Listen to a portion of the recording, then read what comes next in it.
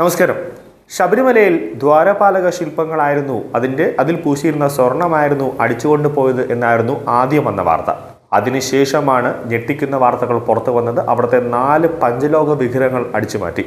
ഇനി 18ാം പടിയിൽ പൂശിയിരിക്കുന്ന സ്വർണം അത് യഥാർത്ഥ സ്വർണമാണോ എന്നാണ് ഇനി അന്വേഷിക്കേണ്ടത്. പത്തനംതിട്ടയിലെ ശബരിമലയിൽ നിന്ന് തുടങ്ങിയ ഈ സ്വർണ്ണക്കൊള്ള ചെന്ന് നിൽക്കുന്നത് തിരുവനന്തപുരത്തെ പത്മനാഭസ്വാമി ക്ഷേത്രത്തിലേക്കാണ്.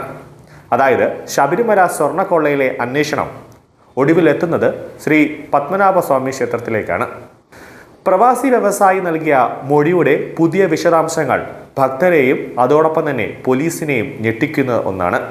തമിഴ്നാട് മുൻ മുഖ്യമന്ത്രി ജയലളിതയുമായി അടുത്ത ബന്ധമുള്ളവരാണ് ഡി മണിയെയും സംഘത്തെയും തനിക്ക് പരിചയപ്പെടുത്തിയതെന്നാണ് വ്യവസായി ഇപ്പോൾ വെളിപ്പെടുത്തിയിരിക്കുന്നത്. ശബരിമലയ്ക്ക് പിന്നാലെ തിരുവനന്തപുരം പത്മനാഭസ്വാമി ക്ഷേത്രത്തിലെ വിഗ്രഹങ്ങൾ കൂടി ലക്ഷ്യമിട്ട് കോടിക്കണക്കിന് രൂപയുമായി സംഘം ഇപ്പോഴും സജീവമാണ് എന്ന ഞെട്ടിക്കുന്ന മൊഴിയാണ് SITക്ക് ലഭിച്ചത്. അന്താരാഷ്ട്ര വിഗ്രഹക്കടത്ത് സംഘത്തിന് ശബരിമലയിലെ അമൂല്യ വസ്തുക്കൾ വിൽക്കാൻ ഉണ്ണികൃഷ്ണൻ പോറ്റി ഇടനിലക്കാരനായി പ്രവർത്തിച്ചുവെന്നാണ് പ്രവാസി വ്യവസായിയുടെ ആരോപണം. ഇതോടെ അന്വേഷണം ആ വഴിക്ക് എത്തുകയാണ്. മുമ്പും പത്മനാഭസ്വാമി ക്ഷേത്രത്തിലെ വിവാദങ്ങൾ ചർച്ചയായിട്ടുണ്ട്. പാല് പാത്രത്തിലെ വൈധൂര്യങ്ങൾ കടത്തും അതോടൊപ്പം തന്നെ പലതരം തട്ടിപ്പുകളും പുറത്തു വന്നിട്ടുണ്ട്.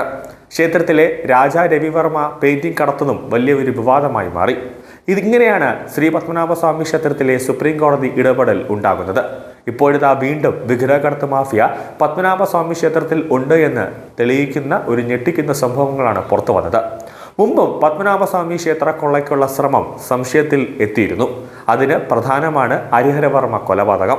കേരളത്തിലെ അമ്പരിപ്പിച്ച ഹരിഹരവർമ്മ കൊലക്കേസ് സിനിമകളെ പോലും വെല്ലുന്ന അത്യന്തം നിഗൂഢതകൾ നിറഞ്ഞ ഒരു കൊലപാതകമായിരുന്നു. ഇന്നും ആരാണ് ഹരിഹരവർമ്മ എന്നുപോലും കണ്ടെത്താനായിട്ടില്ല. ഭാര്യയും മക്കളുമായി തിരുവനന്തപുരത്ത് താമസിച്ചിരുന്ന ഹരിഹരവർമ്മ SIT ആശുപത്രിയിലെ ഉദ്യോഗസ്ഥനായിരുന്നു.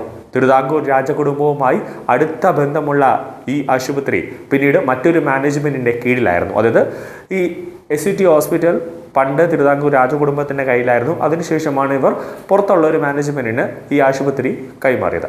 2012 ഡിസംബർ 24-ന് തിരുവനന്തപുരം വട്ടിയൂർക്കാവിലെ ഒരു വീട്ടിൽ വെച്ചാണ് മാവേലിക്കര രാജകുടുംബാംഗമെന്ന് അവകാശപ്പെട്ടിരുന്ന ഹരിഹരവർമ്മ കൊല്ലപ്പെടുന്നത്. കോടിക്കണക്കിന് രൂപ വിലമതിക്കുന്ന വജ്രങ്ങൾ വാങ്ങാനെന്ന വ്യാജേന എത്തിയ സംഘം വർമ്മയെ ശ്വാസം മുട്ടിച്ചും മയക്കുമരുന്ന് മണപ്പിച്ചും കൊലപ്പെടുത്തുകയാണ് ഉണ്ടായത്. കൊലപാതകത്തിന് ശേഷം വർമ്മയുടെ പക്കലുണ്ടായിരുന്ന വജ്രശേഖരങ്ങളുമായി പ്രതികൾ കടന്നു കളഞ്ഞു. എന്നാൽ ദിവസങ്ങൾക്കുള്ളിൽ തന്നെ 5 പ്രതികളെയും പോലീസ് പിടികൂടി. എന്നാൽ ദുരൂഹതകൾ പൂർണ്ണമായും ഇനിയും മാറിയിട്ടില്ല. കാരണം എന്തിന് കൊല നടത്തി എന്ന ചോദ്യം ഇനിയും ബാക്കിയാണ്. പത്മനാഭസ്വാമി ക്ഷേത്രവുമായി ബന്ധപ്പെട്ട് പലതും ചർച്ചകളിൽ എത്തിയിരുന്നു. നിലവറയിലെ അമൂല്യ വസ്തുക്കൾ ചർച്ചയായതിന് പിന്നാലെയായിരുന്നു ഈ കൊലയും. കൂടാതെ കേസിൽ CBI അന്വേഷണം ആവശ്യപ്പെട്ട് BJP സംസ്ഥാന അധ്യക്ഷൻ രാജീവ് ചന്ദ്രശേഖർ അടക്കമുള്ളവർ നൽകിയ ഹർജി ഹൈക്കോടതി ക്രിസ്മസ് അവധി കഴിഞ്ഞ് പരിഗണിക്കാൻ മാറ്റിയിരിക്കുകയാണ്. കേസ് ഏറ്റെടുക്കാൻ ഒരുക്കമെന്ന് CBIയും ഇന്നലെ ഹൈക്കോടതിയിൽ രേഖാമൂലം അറിയിച്ചിട്ടുണ്ട്. ഹർജി പരിഗണിക്കുമ്പോൾ ഇക്കാര്യം കോടതിയെ അറിയിക്കും. ഇതിനിടെ ഉന്നത IPS ഉദ്യോഗസ്ഥർ കേസ് അട്ടിമറിക്കാൻ ശ്രമിക്കുകയാണെന്നും പോറ്റിയുമായി ഇവർക്ക് അടുത്ത ബന്ധമുണ്ടെന്നും ചൂണ്ടിക്കാട്ടി കേസിലെ കക്ഷി ചേരാനുള്ള അപേക്ഷയും കോടതിയുടെ മുന്നിലേക്ക് എത്തിയിട്ടുണ്ട്. MR അജയനാണ് ഹർജിക്കാരൻ. ADGPമാരായ P Vijayan, S Sreejith, IG Harishankar എന്നിവർക്കെതിരെയാണ് ആരോപണം ഉന്നയിച്ചിരിക്കുന്നത്. ഹർജി പരിഗണിച്ചപ്പോൾ കക്ഷിയോ അഭിഭാഷകനോ ഹാജരായില്ല.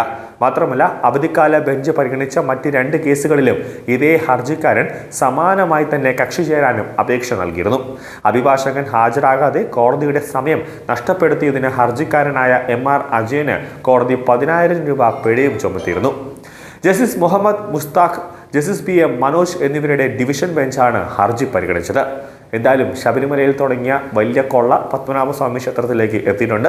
SIT അല്ലെങ്കിൽ ഭാവിയിൽ CBIയുടെ ഒരു അന്വേഷണത്തിലേക്ക് ഇതെന്തായാലും ചെന്ന് നിൽക്കില്ല. കാരണം വലിയ രീതിയിലുള്ള വിഗ്രഹക്കടത്ത് സംഘങ്ങളാണ് ഉള്ളത്. അതുകൊണ്ട് തന്നെ NIAയുടെ ഒരു അന്വേഷണം വേണ്ടിവരും.